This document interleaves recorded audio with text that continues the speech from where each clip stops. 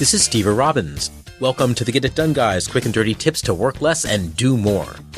Jennifer Lawrence is verklempt. She's the star of the amazingly successful Hunger Games movies. For those of you who don't know anything about Hunger Games, just think of a more competitive version of the Food Channel. The highest paid actress in the world, Jennifer made $52 million in the first 8 months of this year. That's enough to buy rugs made of entirely real human hair, like Donald Trump's used hairpieces, and he doesn't sell those cheaply. The Sony security breach, however, showed that despite the large absolute numbers, she and other Hollywood women are still paid less than the men. Why? Because she figured she was already making enough, so she didn't play hardball in the negotiations. And because deep down, she wanted them to like her. Oh, Jennifer and I have a lot in common. Except that I'm not really an actress. I haven't starred in anything successful, and I wasn't discussed anywhere at Sony. Also, I can't afford a rug made of polyester, much less a Donald Trump toupee special. Also, Donald Sutherland has never given me flowers. But we are. We are both paid less than Bradley Cooper, and we both hold back in negotiations because we want to be liked. I'm taking a negotiation class at Harvard Law School, and I've been working on this very issue. Let me share what I've learned. Jennifer, if you're listening, today's episode could make you millions. There is nothing wrong with wanting to be liked. When negotiating, in fact, it may well be one of your goals. Oh, but Jennifer, you and I have been a bit confused. We've both been assuming that in order to get people to like us, we have to give them everything they want. Why do we assume this? It's totally not true. In a negotiation, everyone in the room knows that you have potentially competing interests in some areas and areas of overlap in others. Think about negotiations you've been in. If you walk away liking or disliking the other person, it almost never has to do with whether they gave in on every last thing that you wanted. Liking is about the process, not the outcome. What changes people's feelings about you is how you treat them during the negotiation. It isn't whether you negotiated an extra $100 million for yourself. It's whether you treated them with respect as you negotiated the extra $100 million. If people feel like you've listened to them, considered their points, and taken their interests into account, they'll like you. They may not be happy with the outcome of the negotiation, but they will like and respect you. This is called separating the people from the problem.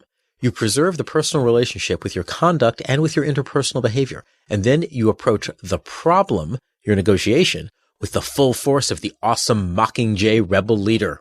Unlike Katniss, however, don't go in with bow and arrow blazing. Blazing dress, perhaps it makes a statement, but blazing weapons, no.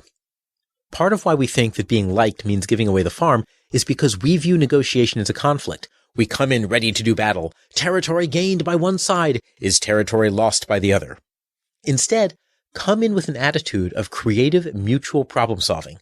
Not, we're here to fight over money, but we're here to see what we can accomplish together. Even if they don't have that attitude, you'll be able to be more constructive and creative in your approach.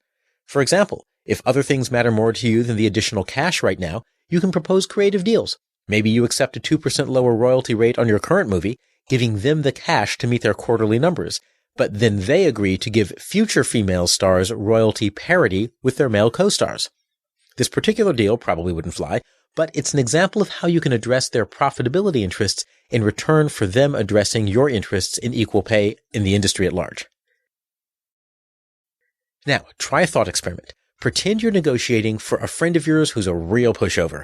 You'd probably be able to stay respectful, creative, and firm when negotiating if you're negotiating on behalf of your friend. Well, guess what? That friend is you. During a negotiation, pretend you're negotiating for your best friend. You would naturally stand up for your best friend. You would be respectful but firm.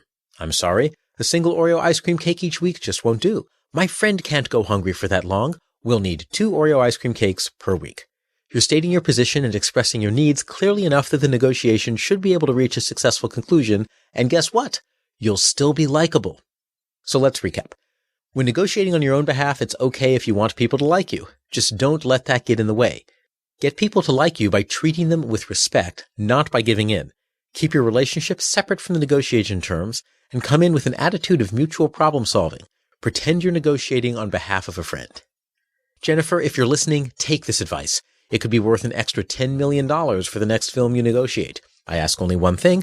Please just, shoot me a one-time $5 or $6 million commission for the advice out of the additional money.